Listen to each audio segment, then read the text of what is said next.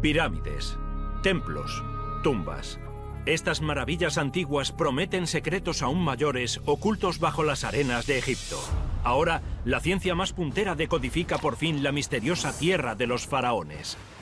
Con la tecnología moderna empezamos a vislumbrar cómo vivían los antiguos egipcios y la forma en que morían. En esta ocasión, el sistema judicial del antiguo Egipto. ¿Podrán los escáneres actuales demostrar que Ramsés III fue asesinado? Es un intento por cambiar el curso de la historia egipcia. ¿Podrá la tecnología moderna resolver el misterio del busto más famoso de la reina Nefertiti? ¿Es auténtico o es falso? ¿Y podrá el FBI extraer por primera vez el ADN milenario de una momia egipcia? Solo el FBI tenía las herramientas científicas para analizar esta cabeza. Pistas desenterradas, indicios perdidos en el pasado reexaminados, objetos valiosos observados a la luz del siglo XXI. Estos son los enigmas de Egipto. Para los antiguos egipcios, la vida continúa incluso más allá de la muerte. Se reúnen con sus cuerpos físicos. Disfrutan de la compañía de los dioses. Pero algunos se convierten en víctimas incluso de la muerte. Se les roba su oro, sus bienes y a veces su propia identidad. Los agentes del FBI creen que pueden resolver un caso que lleva abierto 4000 años si consiguen extraer ADN de una antigua momia egipcia por primera vez. Nadie ha conseguido ADN de muestras egipcias. Creía que sería imposible. Se podría averiguar lo que ha eludido a los investigadores durante 100 años, la identidad de una persona. Es normal que la gente quiera conocer su identidad. Es un misterio. Museo de Bellas Artes de Boston, 2005. Los conservadores vuelven a examinar un extraño objeto bien custodiado. Una cabeza momificada sin cuerpo. Aún no han descubierto su identidad, a pesar de décadas de investigación. Creen que ya es hora de dar con una respuesta. Creíamos que con los avances tecnológicos podríamos obtener más información sobre la cabeza de la momia. Por lo que la llevamos al Hospital General de Massachusetts e hicimos tomografías computarizadas muy detalladas. A partir de la prueba de 2005, los científicos crean un modelo en 3D del cráneo que puede determinar si la persona era hombre o mujer. Pero cuando examinan el modelo, faltan pruebas esenciales. Tenemos modelos en 3D que se imprimieron. Si observamos la zona de la mandíbula, se puede ver lo que se ha perdido. Faltan los huesos que nos permitirían descubrir si el cráneo era masculino o femenino. Un jarro de agua fría para los científicos. Ahora reexaminan el hallazgo de la tumba en busca de alguna prueba oculta. Encontraron la cabeza en 1915, mientras el museo excavaba tumbas en el cementerio de Deir el-Bersha, a unos 300 kilómetros al sur del Cairo. La necrópolis había sido desvalijada por saqueadores. Echaron abajo la entrada de la tumba y sacaron las momias. Quedó hecha un caos. Es raro, pero los saqueadores dejaron una de las cabezas de las momias arrancada de su cuerpo sobre el sarcófago. Identificar la cabeza con lo poco que se encontró en la tumba era imposible. Como ninguna estaba en los sarcófagos, no sabíamos quiénes eran. Los arqueólogos examinaron los sarcófagos ellos mismos para encontrar alguna pista que revelara sus identidades. Descubrieron inscripciones que sugieren dos posibilidades. Los sarcófagos tienen muchas inscripciones que contienen los nombres y títulos. El gobernador Yehutinacht y su mujer, que también se llamaba Yehutinacht. Las inscripciones muestran una pareja importante de alrededor del año 2000 a.C., pero la identidad de la cabeza es un misterio. Nadie sabía si pertenecía a Yehutinacht, el gobernador, o a su mujer. ¿Es un hombre o una mujer? Para resolver la incógnita, los conservadores de los museos piden ayuda a otros expertos. En 2016, un equipo viene al rescate. En este caso, solo el FBI tenía las herramientas idóneas para analizar la cabeza. La cabeza se le asigna a 2 de las investigadoras con más experiencia del FBI. Jodie Irwin, bióloga investigadora, y Odile Laurel, especialista en ADN antiguo. El museo quería saber si la cabeza de la momia pertenecía al gobernador Yehudinach o a su mujer. Por primera vez, el FBI utiliza una nueva técnica de secuenciación de ADN. Fue un desafío que nunca habríamos podido superar con la tecnología que teníamos antes. Esta nueva tecnología se llama secuenciación de nueva generación. Puede examinar la más pequeña de las muestras. Por lo tanto, con ADN antiguo, cuando las muestras son mínimas, estos instrumentos permiten copiar y secuenciar una cantidad ínfima de ADN con un rendimiento muy alto, por lo que se obtienen millones de secuencias. Pero primero, el equipo del FBI debe encontrar ADN en el cráneo. Una tarea casi imposible. No todos los días se trabaja con ADN de hace 4.000 años, pero sí suelen enfrentarse a situaciones complejas.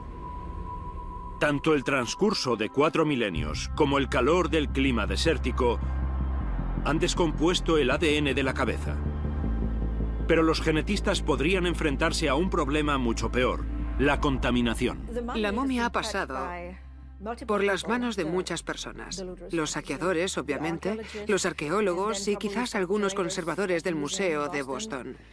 Estamos muy preocupados por la contaminación. Para extraer ADN sin contaminar, el equipo del FBI necesita una muestra intacta. Y después de 4.000 años, es una misión casi imposible. Extrajimos una muestra del interior, un diente, a través del cuello. Así sabíamos con certeza que estaría intacta. La extracción del diente se hizo de forma tan delicada como si se tratara de una persona viva. Era posible que del diente se pudiera extraer una muestra viable. Pero los científicos sabían que había pocas probabilidades. Me mantuve escéptica al respecto. Cuando empezamos, había como mucho un 5% de probabilidad de éxito. Extraer ADN útil de un diente es un proceso delicado y laborioso. Lijamos la superficie para eliminar la contaminación y perforamos a través del diente para eliminar el polvo. Una vez eliminado, se extrae el ADN, se pone en una solución y se consigue la muestra. Por primera vez, el FBI utiliza la última tecnología de secuenciación para procesar el ADN de una momia. Los resultados son un enorme conjunto de datos de secuencias químicas. Una vez hecho esto, se ven cuántas secuencias coinciden con el cromosoma 1, cuántas con el 2, 3, 4, 5, X e Y. Odile busca el cromosoma Y, porque solo está presente en el ADN masculino. Si tienen éxito, podría ser la primera extracción de ADN de una momia egipcia de la historia. Nadie ha conseguido ADN de muestras egipcias. Creía que sería imposible. Cuando el equipo del FBI analiza sus resultados, obtiene algo que durante mucho tiempo se creyó imposible: ADN antiguo.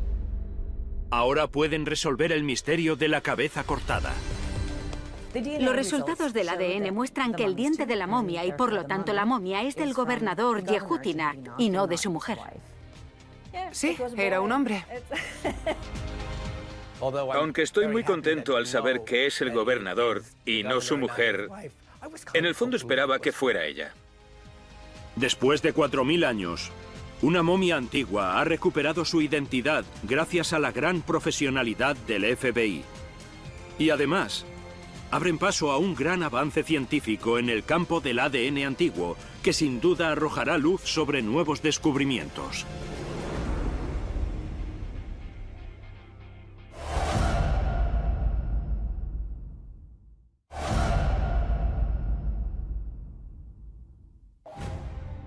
Durante más de 2 siglos, los arqueólogos han desenterrado objetos funerarios de Egipto que antes estaban ocultos bajo la arena. Algunos de estos objetos tienen mucho valor para coleccionistas y museos de todo el mundo.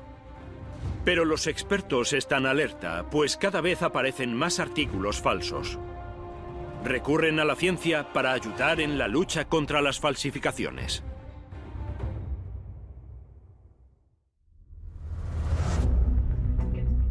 La misteriosa Nefertiti y su busto emblemático, un tesoro incalculable. El busto de Nefertiti es la joya de la corona de las antigüedades egipcias, una verdadera obra de arte. Pero algunos expertos creen que este hermoso rostro podría ser falso. Es imposible encontrar una estatua antigua en la que se hubieran rematado las partes duras con yeso. Esta es seguramente una de las obras de arte más controvertidas de la historia de la humanidad. Ahora, escáneres de última generación analizarán el interior del busto para resolver una de las mayores incógnitas. ¿Es auténtico o es falso? La imagen más icónica de la 18ª dinastía de Egipto, la reina Nefertiti. Nefertiti ha pasado a la historia como la reina egipcia más hermosa. Pero durante más de 100 años han surgido interrogantes sobre esa belleza. Algunos creen que el busto de tamaño natural que le valió esta fama podría no ser real. El busto de Nefertiti es una obra maestra.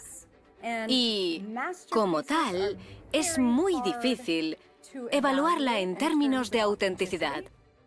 Se hicieron muchos duplicados porque el busto era muy popular. Todos los museos querían una réplica para que los visitantes pudieran admirar el busto de Nefertiti aunque no fuera el original.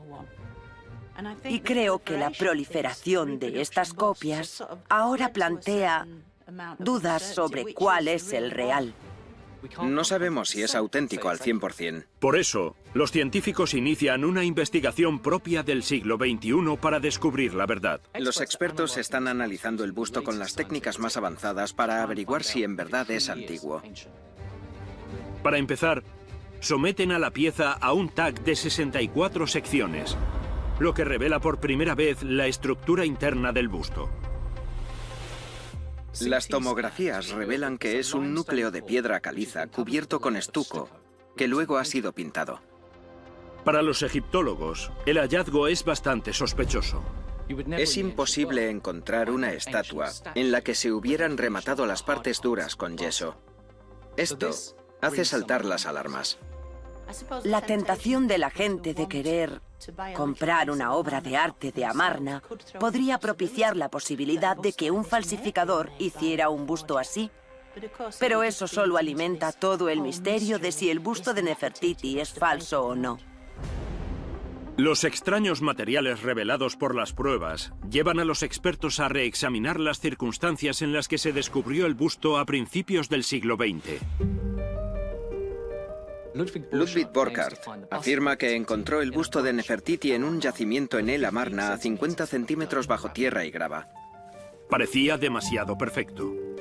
Los investigadores ahora analizan el diario de Borchardt para encontrar algo fuera de lo normal, hasta que dan con algo sospechoso. Las circunstancias exactas del descubrimiento del busto han sido puestas en duda, porque al parecer coincidió con la visita de un príncipe a las excavaciones, y se piensa que quizás Borchardt quería impresionar al visitante con este sorprendente hallazgo. A principios del siglo XX, era común intentar impresionar a las aún poderosas familias reales de Europa. Un hallazgo como el de la hermosa Nefertiti los dejaría sin palabras. El príncipe quedó impresionado con los hallazgos, pero uno de los obreros se fue. Y luego regresó con este busto de Nefertiti, y la realeza quedó asombrada por su belleza. Hay gente que se plantea si lo sacaron adrede para hacer que la arqueología pareciera más emocionante. La visita levantó las primeras sospechas acerca de la autenticidad del busto. Pero en las décadas siguientes, los expertos siguieron estudiando las características de la estatua, y había un detalle que generaba preguntas. Que el busto tenga un solo ojo levanta sospechas. Los expertos en falsificaciones sostienen que sería fácil conseguir un ojo antiguo para añadírselo a una pieza como esta, pero un par sería casi imposible. Aunque no todos apoyan la teoría de que el busto de Nefertiti sea falso por tener un solo ojo. Eso es desconocer la forma en la que los antiguos egipcios hacían bustos con ojos incrustados, ya que era frecuente que se cayeran cada 2 por 3. Por tanto, con ojo o sin él, no hay ninguna razón para cuestionar la autenticidad de esta magnífica obra de arte. Mientras los investigadores empiezan a aceptar que el busto podría ser falso, se dan cuenta de que hay otros elementos extraños en él. El busto parece haber sufrido daños a propósito, la cabeza perdida de la serpiente o las orejas, entre otros. Al parecer, encontraron el busto boca abajo y bajo tierra en la excavación. Y sin embargo, no hay daños en la nariz ni en la barbilla, que es lo lógico si se hubiera caído de un estante, perdiendo la cobra. El daño en las orejas parece premeditado, como si se hubiera caído por un lado y luego por el otro. Pero la cara está inmaculada. Es como si alguien quisiera que se preservara la parte más importante. El rostro de Nefertiti es tan perfecto que cuando lo llevaron a Alemania fue venerado por su nuevo y poderoso dictador. Hitler admiraba el busto de Nefertiti. Para él representaba el ideal de la mujer aria. Al parecer, Adolf Hitler tenía el busto de Nefertiti en su colección personal. Tras la guerra, el busto terminó en el Neues Museum de Berlín. Es su tesoro más preciado. En 2009, los conservadores prosiguieron con el exhaustivo estudio de la estatua, decididos a resolver el misterio. El museo decidió poner fin a esta polémica. Querían confirmar si este busto estaba hecho de materiales antiguos. Para ello, los científicos realizaron un análisis químico de los materiales mediante pruebas XRF de última generación. XRF significa fluorescencia de rayos X. Básicamente se dirigen láseres al busto de Nefertiti y luego se monitorizan los elementos que salen del láser y se puede averiguar si hay pigmentos modernos. Los resultados mostrarán si los pigmentos están hechos de componentes de 3000 años de antigüedad o si se trata de una falsificación barata. Cuando llegan los datos, los científicos se sorprenden por el resultado. Los pigmentos y las pinturas utilizados se ajustan al mismo tipo de pigmentos que los artistas de la 18ª dinastía utilizaban en aquel momento. De hecho, son pigmentos antiguos. Los resultados llevan a algunos a hacer una conclusión final sobre el busto de Nefertiti. Ha quedado bastante claro que este busto es auténtico. Otros aún no están convencidos. Ambas opiniones cuentan con pruebas sólidas que sostienen que podría ser auténtico o falso. Si es una falsificación, el autor debe de ser un genio capaz de replicar las fórmulas conocidas de los pigmentos del antiguo Egipto. La respuesta final a este antiguo misterio puede estar en el análisis de otros materiales usados a la hora de crear el busto. Una tarea que los científicos sin duda abordarán en el futuro. Con el tiempo, cuando podamos datar la piedra caliza y el yeso, lo sabremos con seguridad. ¿Una antigüedad de valor incalculable o una falsificación del siglo XX? Los expertos se acercan cada vez más a la respuesta definitiva sobre la imagen inmortal de la reina más bella del antiguo Egipto.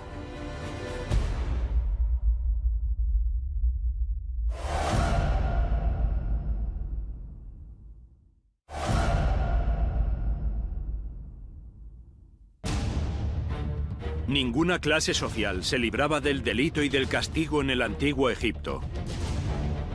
Había un sistema judicial bien organizado que juzgaba a todos los ciudadanos, ricos y pobres. Y existía un castigo para cada fechoría, ya fuera robo, adulterio, agresión o asesinato.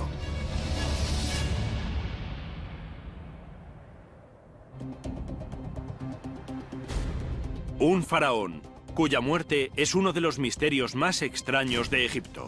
La muerte del faraón Ramsés III lleva mucho confundiendo a los egiptólogos. Hoy seguimos sin saber cómo murió Ramsés III. Ahora, los científicos, usando modernos escáneres de alta resolución, creen que pueden demostrar que fue asesinado. La tecnología del siglo XXI puede por fin ayudarnos a resolver este misterio.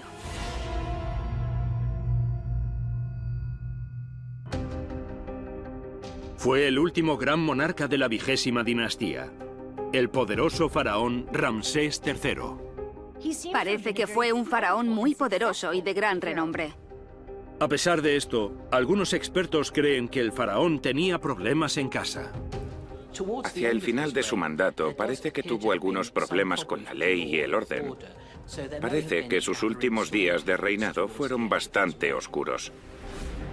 El oscuro final de su mandato refuerza una teoría sostenida desde hace mucho. Ramsés III fue objeto de un complot para asesinarlo. El asesinato de Ramsés III y el intento de que fuera otro quien ocupara el trono y no su sucesor indica un golpe de estado en toda regla. Pero hay un problema con la teoría. Nadie ha sido capaz de demostrar que fuese asesinado. Ahora, los científicos creen que la tecnología podría arrojar nueva información a partir de una prueba clave: la momia de Ramsés. La momia de Ramsés III está etiquetada. Fue reenvuelta y enterrada después del nuevo reino, por lo que sabemos que es su cuerpo. La momia del faraón se encuentra ahora en el Museo Egipcio del Cairo. Cuando los científicos llevaron a cabo un primer examen en 2012, no pudieron descifrar la causa de su muerte. No hay signos de ningún tipo de enfermedad o traumatismo, ni pista alguna de cómo pudo haber muerto. Pero en análisis posteriores surge una pista obvia. Mientras que la mayoría de las vendas en el cuerpo se quitaron hace miles de años, hay una zona en la que las vendas se dejaron intactas.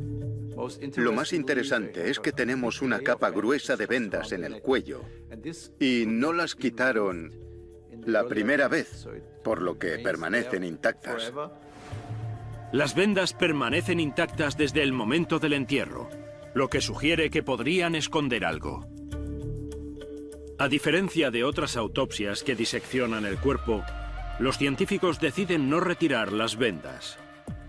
En su lugar, utilizan un método de investigación actual. Hoy en día ya es posible examinar las momias con más detalle mediante un TAC. Podemos hacer nuevas pruebas de la momia para ver el interior del cuerpo, cosa que no puedes ver desde fuera. Escanean a Ramsés III por primera vez en la historia para crear una imagen en 3D del cadáver de 3000 años. Cuando los científicos estudian las imágenes del cuello, se horrorizan. Descubrieron una herida muy profunda que le recorría la garganta. Lo desgarró todo: músculos, piel e incluso arterias. Se trata de un corte muy profundo, de centímetros de profundidad. De hecho, afectó a las vértebras de la parte posterior del cuello. Es un corte muy profundo en el cuello. Semejante herida solo puede significar una cosa: asesinato. Habría sido una muerte rápida. Es imposible sobrevivir a un corte así. Es la típica herida mortal en el cuello. Pero aún hay más. Los científicos encuentran pruebas que sugieren que la herida se infligió mientras Ramsés estaba vivo. Dentro de la herida hay un pequeño amuleto. En la imagen se puede ver la silueta de un ojo de Udyat, el ojo de Horus, que es un amuleto de curación. Estos amuletos eran lo que el embalsamador introducía para sanar o curar algo. Parecen tener la función de compensar una muerte tan violenta y traumática. Añadían esos amuletos para intentar deshacer el daño que se había hecho. Es una prueba más que suficiente para que algunos lleguen a una conclusión sobre el destino de Ramsés III. Las pruebas de la momia de Ramsés III indican que fue víctima de un brutal asesinato. La causa de la muerte de Ramsés III ha intrigado a los egiptólogos durante generaciones, pero las nuevas técnicas han revelado una muerte bastante brutal. Muchos creen que esto demuestra esta antigua teoría que sostiene que la muerte de Ramsés fue un caso de asesinato y que sale a la luz 3 milenios después. Ahora que saben que fue un asesinato, los expertos creen poder identificar a quien ayudó a cometer el espeluznante crimen mediante el análisis de ADN. Hay muchas conjeturas sobre quién pudo haber sido, pero hemos tenido que esperar hasta poder realizar pruebas de ADN. Comienza la búsqueda para resolver un asesinato de 3000 años de antigüedad. Los egiptólogos quieren saber quién pudo haber conspirado contra Ramsés III. Para empezar, regresan a la tumba donde enterraron al faraón de la 20ª dinastía junto con otros miembros de la familia real. ¿Podría alguno de los allí enterrados estar implicado? La tumba de Deir el-Bahari, con la mayoría de las momias de gobernantes del Nuevo Reino, se descubrió en la década de 1880. Y una de las momias es muy peculiar. La conocida como momia que grita. Esta momia es única porque tiene la boca muy abierta. Parece que está gritando. La expresión del rostro de la momia que grita indica que murió de forma violenta. Durante décadas, la momia que grita ha sido un enigma. Pero en 2012, los científicos le hicieron una autopsia a este terrorífico cadáver y descubrieron algo aún más siniestro. No está en un bonito sarcófago con su nombre escrito en él. Y la momia no fue momificada. Es un cadáver que se secó de forma natural. Tenemos todos los indicios de que no la embalsamaron adecuadamente. Dejaron los órganos internos en su cuerpo y la enterraron envuelta en impura piel de cabra. Algunos creen que lo hicieron a propósito. Parece que los sacerdotes, los embalsamadores, que llevaron a cabo esta extraña versión del ritual de momificación, se encargaron de no darle un entierro apropiado. Algunos egiptólogos especulan que pudieron haber maldecido a esta persona de alguna forma. La autopsia también muestra detalles escalofriantes de la muerte de la momia que grita. En el lado externo, alrededor del cuello, había algunas arrugas. Parece que ataron una soga alrededor de su cuello y quizás murió por asfixia. Las pruebas apuntan a que el hombre fue estrangulado o ahorcado. Podría ser un castigo o un delito espantoso. Recurren a los registros antiguos en busca de información. Al reexaminar un antiguo papiro encontrado en el siglo XIX, descubren algo increíble. Los registros del juicio que describen un complot para asesinar a Ramsés III. El papiro judicial de Turín contiene el testimonio de los conspiradores que participaron en aquel complot. Cuando los expertos estudian la sección que nombra a los acusados, están aún más intrigados. En el juicio aparecía una de las mujeres del rey, la reina Tille. También se menciona a su hijo, Pentaweret. Nos dice sus nombres, lo que hicieron como parte de esta conspiración, con quienes interactuaron, en definitiva, los nombres de sus colaboradores. Fue un intento por cambiar el curso de la historia egipcia. Parece que algunos de los conspiradores tuvieron condenas ejemplares. A menudo, a los conspiradores de menor rango los ejecutaban de forma horrible. Puede que algunos de ellos los empalasen con estacas. Pero también parece que el juez se enfrentaba a un dilema con otros. Al parecer, varios de los autores en el asesinato de Ramsés III eran miembros de la familia real. ¿Qué condena se les debía aplicar? Los historiadores han encontrado muy poca información del destino de la reina, pero descubrieron la escalofriante condena de Pentaweret. Al hijo del faraón se le declaró culpable y lo condenaron a suicidarse. Pentaweret se suicidó, quizás ahorcándose. Los expertos ahora barajan una nueva y extraordinaria teoría. la momia que grita podría ser Pentaweret, el hijo de Ramsés III y posible conspirador del asesinato del faraón. Para confirmar la teoría, los científicos recurren al campo de la genética con la esperanza de descubrir la identidad de la momia. Había muchas conjeturas sobre quién podría ser, pero tuvimos que esperar a la prueba de ADN para obtener los resultados. El antropólogo forense Albert Zink dirige la investigación. Hemos instalado un laboratorio de ADN en El Cairo, cerca del museo, para extraer el ADN, para poder multiplicarlo y obtener finalmente una huella genética de la momia. El Dr. Zink y su equipo extraen una muestra de un hueso de la momia que grita y creen haber encontrado ADN antiguo. Cuando comparan los datos de secuenciación de la momia con el ADN extraído del cuerpo de Ramsés III, se llevan una sorpresa. Lo que vemos cuando analizamos el ADN de ambas momias es que comparten el 50% del ADN, por lo que es probable, basándonos en esta prueba, que sean padre e hijo. Es un resultado impactante e inesperado. Según esta información, algunos egiptólogos creen que pueden llegar a una conclusión sobre la momia que grita. Con estos resultados y con el papiro, tiene todo el sentido afirmar que la momia que grita es el príncipe Pentaweret.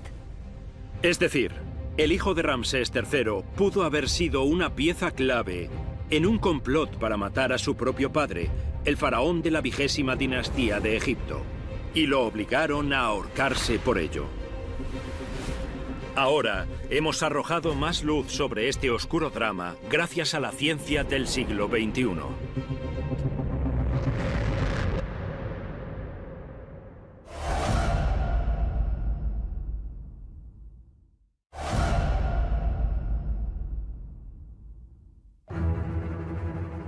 La justicia en el antiguo Egipto era muy dura. Condenaba a los delincuentes a penas brutales. Los antiguos papiros registran condenas que pueden incluir azotes, cortes e incluso mutilaciones. Pero este trato violento no solo estaba reservado a actos delictivos.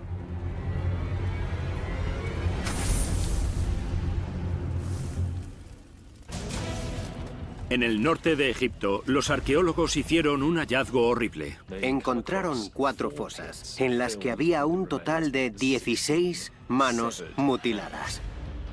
Es un misterio que los egiptólogos están dispuestos a resolver, respondiendo a una pregunta espantosa. ¿Por qué oscura razón cortaron esas manos?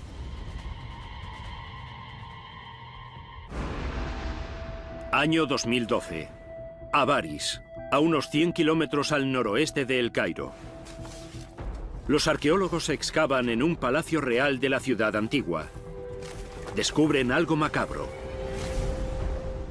16 manos derechas cercenadas. Es un hallazgo muy extraño y desconcertante en muchos sentidos.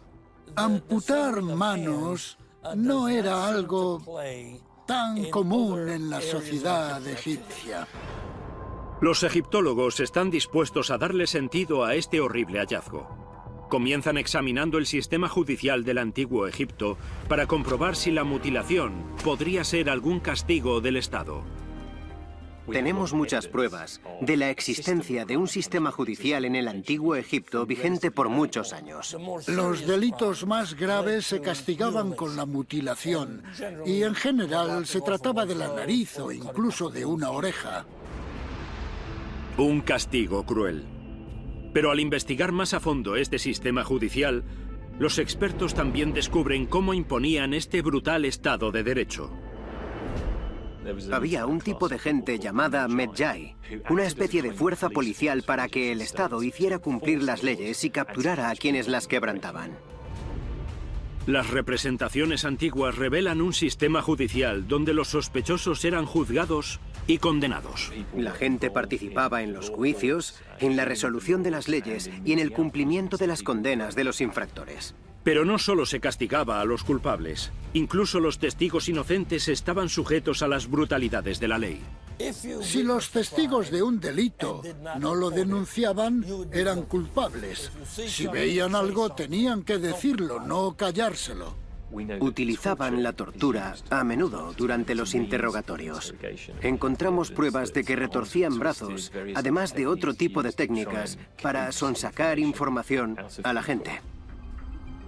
¿Podrían estas 16 manos mutiladas ser la prueba de esta tortura? Algunos expertos no están convencidos. Las manos encontradas en Avaris fueron amputadas. Si fuera tortura, habrían hecho algo doloroso, pero esto es diferente. Los investigadores deben encontrar otra explicación. Quizás la puedan encontrar en las acciones de los faraones. Examinan una pintura en la famosa tumba del rey Tutankamón. Y un detalle en concreto llama su atención. Un relieve de Tutankamón muestra cómo están insertando las manos de sus enemigos en estacas. Es una pista intrigante. Tanto es así que los investigadores la comparan con pinturas de otras tumbas. En los relieves de las tumbas de Ramsés II y III vemos montones de manos apiladas, que son en realidad las manos derechas de sus enemigos. Las pruebas se amontonan. Las manos parecen estar ligadas a algún tipo de acción militar. Cuando los expertos estudian los registros de antiguas batallas, descubren algo vital. Cuando miramos los registros de batallas egipcias, en especial de la 18ª dinastía, entendemos que era una práctica común entre los egipcios victoriosos el mutilar las manos derechas de los enemigos derrotados. ¿Pero por qué mutilar las manos de sus enemigos? Era una práctica común que el faraón pagara a sus soldados con el botín de los saqueos. Para que cobraran, tenían que demostrar que eran valientes en la batalla cortando la mano derecha de algún enemigo. Las manos mutiladas parecían ser la prueba física de las muertes en batalla. Los egiptólogos ahora pueden llegar a una conclusión sobre las 16 manos.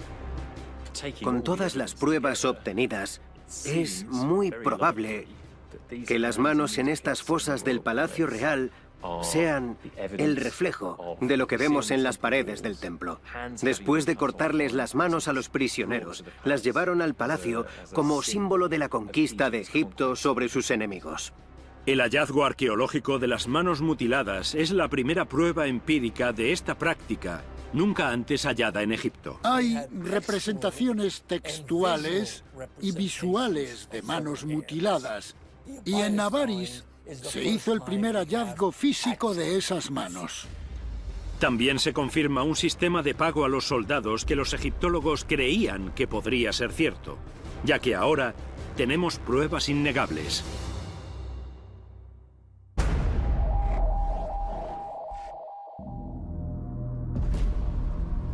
La historia del antiguo Egipto se extendió a lo largo de más de 3000 años. Durante ese tiempo, más de 170 faraones ocuparon el trono. Y a merced de tan poderosos faraones estaban quienes mantenían el país a flote. Personas que trabajaban duro a diario. Pero como en cualquier sociedad, a veces podían infringir las leyes de su país.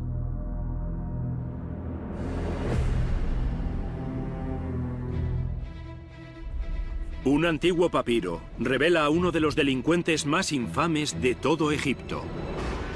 Parece que tenía mala fama por todas partes. No era trigo limpio, por decir algo. Los egiptólogos quieren saber si este hombre se salió con la suya. Y si podría tratarse de uno de los primeros casos de conducta sexual inadecuada. A principios del siglo XIX, el coleccionista británico Henry Salt llegó a Egipto para adquirir antigüedades. Entre sus compras se encontraba un antiguo papiro, al que llamaron Papiro de Salt. Cuando lo dataron, se percataron de que tenía más de 4000 años. El papiro fue descubierto en perfecto estado de conservación en Deir el Medina, un antiguo pueblo obrero. Es asombroso que tengamos este documento. Es extraordinario. Y lo tenemos porque Deir el-Medina está en medio del desierto y esto favoreció su conservación. Las arenas absorben el agua y lo secan todo conservándolo perfectamente. Cuando los investigadores traducen el texto antiguo, descubren algo asombroso. Narra la historia de un personaje malvado. Es el relato completo de un obrero que había trabajado en Deir el-Medina. Se llamaba Paneb. Paneb vivió en la época de Ramsés VI, en la 20ª dinastía. Al estudiar el papiro más a fondo, los expertos descubren que Paneb fue acusado de innumerables delitos menores. Se le acusó de robar objetos artesanales que la gente había hecho. Tenía mala fama por todas partes. La lista de acusaciones se iba agravando cada vez más. Parece que Paneb era el principal sospechoso de una serie de robos. Según el papiro de Salt, había saqueado al menos 3 tumbas. O eso dicen las fuentes que tenemos. Aunque alguien con tantos antecedentes penales como Paneb, quizás saqueara muchas más. Saquear tumbas es de los delitos más graves que podían cometer en el antiguo Egipto. Los delitos se cometieron en una de las necrópolis más sagradas del antiguo Egipto, el Valle de los Reyes. Este vasto cementerio de la realeza estaba cerca de la casa de Paneb en Deir el-Medina. Deir el-Medina era importante porque allí vivían los obreros de las tumbas del Valle de los Reyes. Los expertos concluyen que Paneb trabajaba en la construcción de las tumbas reales, un oficio que ofrecía un acceso único a áreas restringidas. Los trabajadores conocían la ubicación de cada tumba real. Trabajaban allí. Sabían dónde estaba enterrado Ramsés II, Tutmosis III. Paneb conocía bastante bien la disposición de todas las tumbas y participaba en las excavaciones. Cualquier constructor de tumbas en el antiguo Egipto era sospechoso de saquearlas. Paneb tenía acceso a información que solo un puñado de personas conocían. Es evidente que si Paneb tenía ese tipo de información privilegiada, cualquier otro constructor de tumbas también tendría la misma información especial. A partir de los registros, los expertos descubren que Paneb empezó a utilizar esos conocimientos para su beneficio. Decidió usar esa posición de poder para dedicarse a la delincuencia. Paneb aprovechaba sus valiosos conocimientos sobre el Valle de los Reyes. Fue acusado de saquear la tumba de Seti II. Pero la peor condena fue por haber saqueado la tumba de la reina Genutmire, de donde robó un ganso, que era el símbolo de Amón, y habría tenido un valor incalculable. Pero aquello no podía seguir sin castigo. El papiro de Salt revela que atraparon a Paneb, y sus delitos iban mucho más allá del saqueo de tesoros. Según los registros, el juicio de Paneb podría ser uno de los primeros casos penales de conducta sexual inadecuada. Se le acusó de robar mujeres, es decir, de adulterio. Y también se le acusó de violación y violencia. Paneb tenía muy mala fama. Al final, el deplorable comportamiento de Paneb acaba jugando en su contra. En el juicio se vio que tenía muchos enemigos y lo atraparon precisamente por ello. La justicia en el antiguo Egipto era rápida y cruel. Paneb fue condenado a 20 latigazos. Era un famoso saqueador de tumbas y una mala persona del antiguo mundo.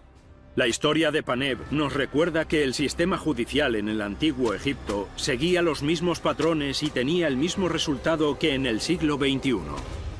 Y arroja luz sobre el sistema judicial del antiguo Egipto como nunca antes.